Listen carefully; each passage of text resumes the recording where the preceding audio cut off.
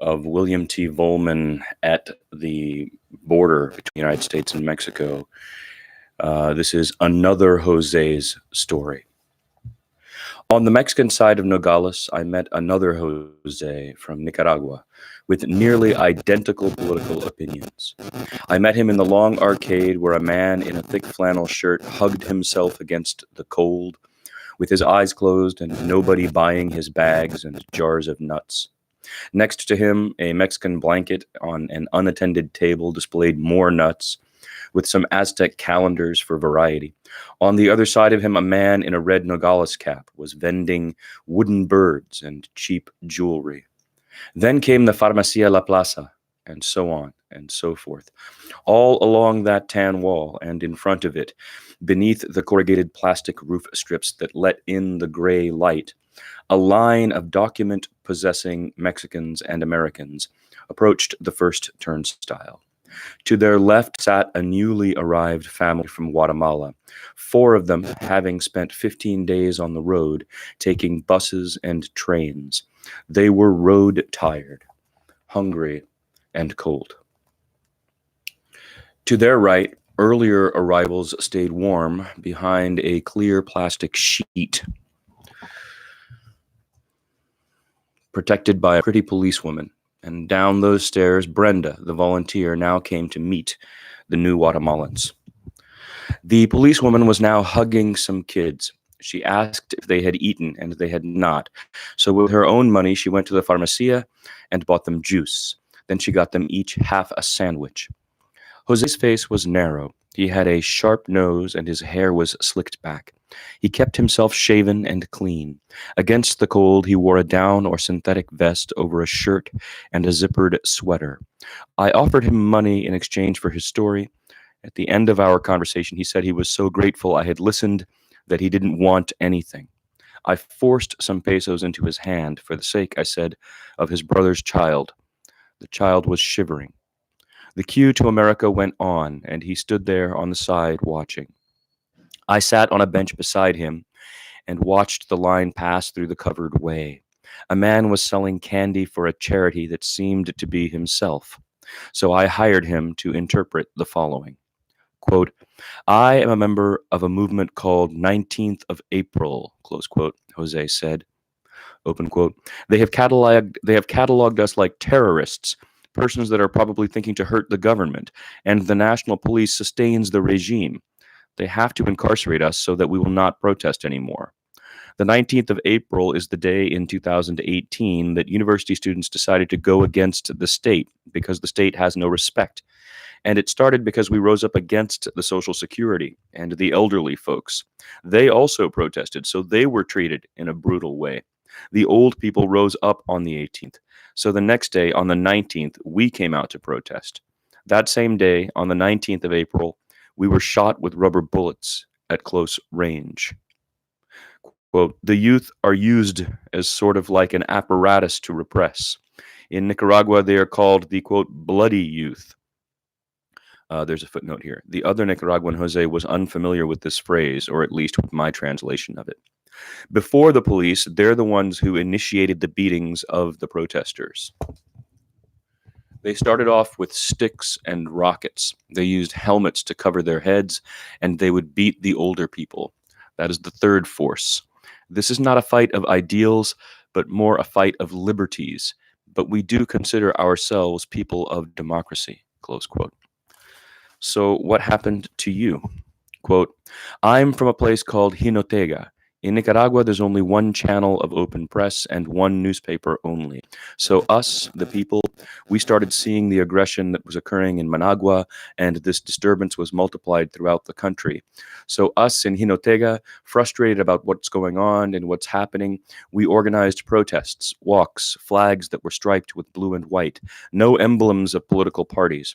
We were in a place that was called Barrio Sandino. Our protest was the strongest.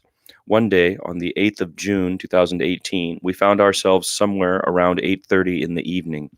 We were about to leave the place, and we were going home. It was rumored that we would be attacked by the paramilitaries, by the bloody youth. They also call them para-police.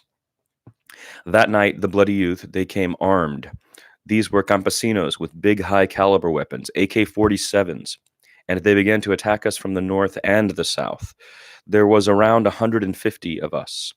They didn't ask us to stop doing anything, they just started shooting. We ran from the north to the south. That day, there were a lot of people who were hurt. There was signs of construction on the road, and we were barricading ourselves behind those to hide. Whoever was able to grab rocks and toss them was hurt. I was running, and one of the guys that was running with me was shot in the forehead. His name was Abraham Castro. He was 17. Close quote. Did you go home to your family? No. We hid inside neighbors' houses, the ones that were able.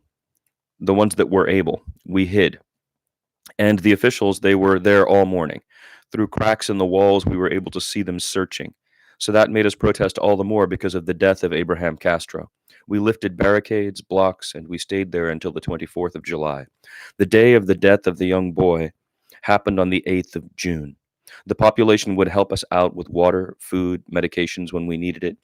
In that place, we had a medical center that was financed by youth and some doctors whose identities are maintained in secret. And some of those doctors who were detected were confined or exiled. Around the time 8 in the night, we were in the barricades, and the police and bloody youth threatened us to, quote, stop protesting or else we're going to get you out of here with gunshots, close quote.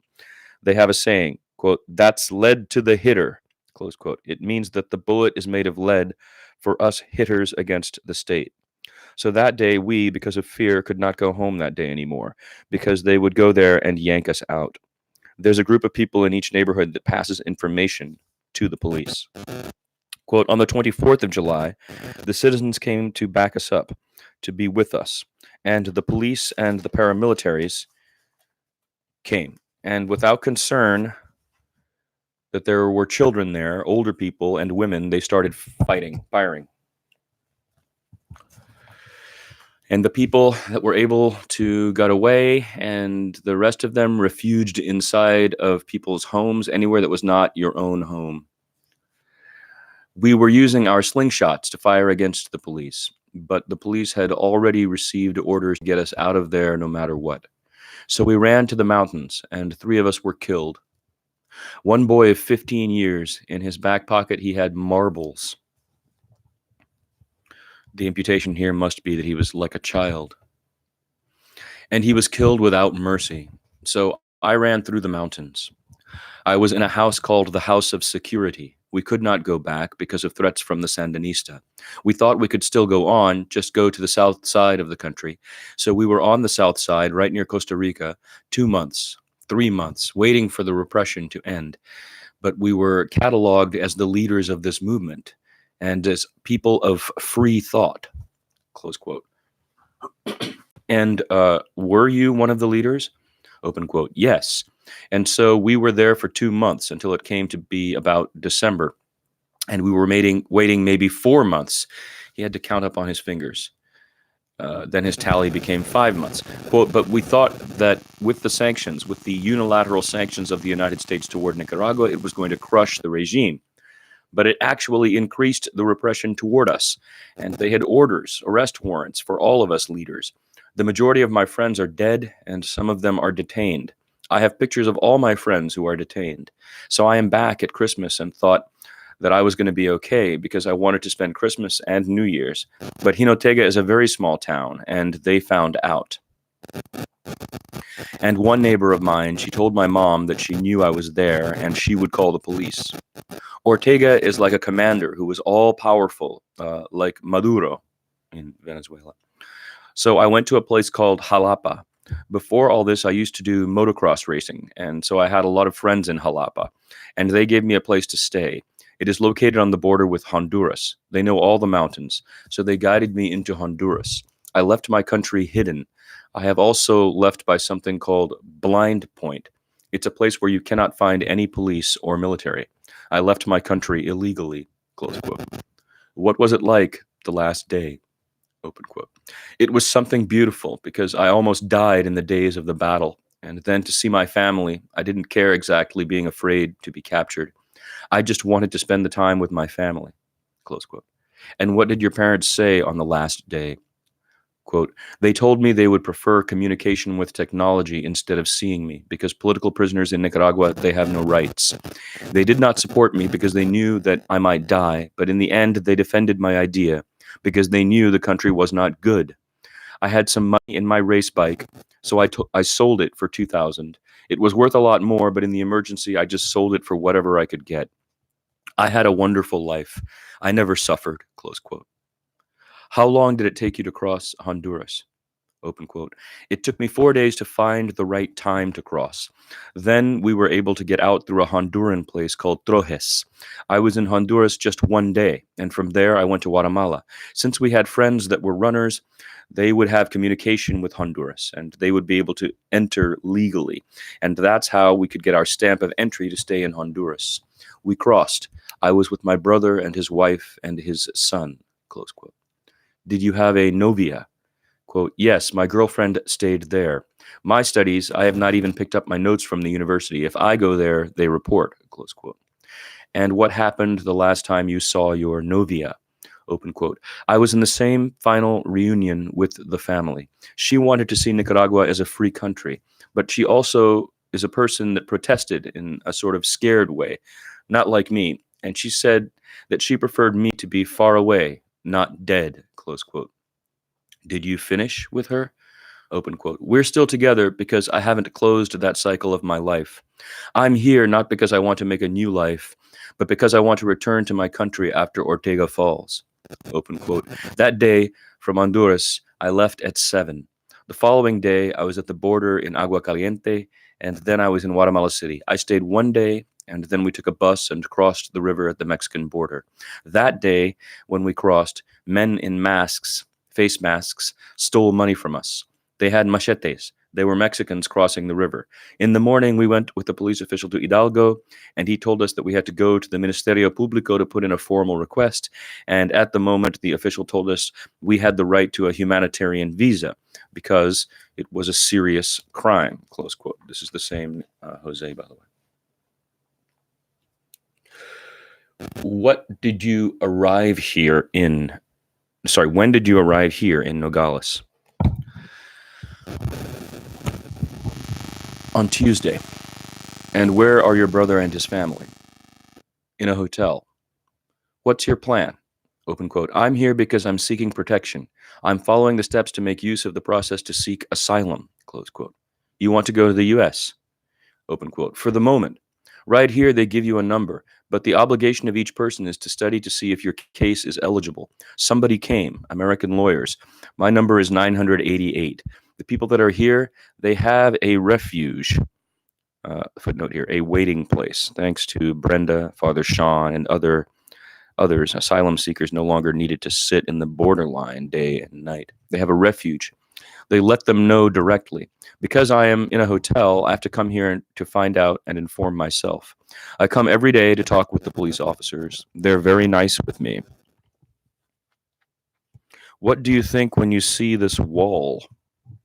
I don't think anything really. I don't see anything really because my work is in Nicaragua. I just want protection for the moment, close quote. So why would you rather be there and not here in Mexico? Open quote. Basically, it's a problem that's very big. The president here has ideals of a leftist. He's one of the few presidents that recognizes Maduro, and Maduro is the principal sponsor of Daniel Ortega, close quote. What do you think of President Trump? Open quote. I think that he is just protecting the rights of the Americans, and probably to a lot of people he gives them a lot of racism. But I see at the very bottom he's like a muscle, close quote. Here, Vollman says, poor Jose, he mistook Trump for the Contras' long-dead champion, Ronald Reagan. Brenda informed me that Jose had so far been here 4 days. He had 5 more days until his interview, then he would be taken to make his case. If he were rejected out of hand, they would send him back to Mexico. Otherwise, being a single man, he was, as I have said, looking at maybe 6 months in detention. Leaning against a pole, he stood watching people walk legally toward America, and he folded his hands behind him. It's the story of the other Jose. Next will be Faces in a Soup Kitchen. as we follow William T. Vollman at the border from last month's Harper's Magazine.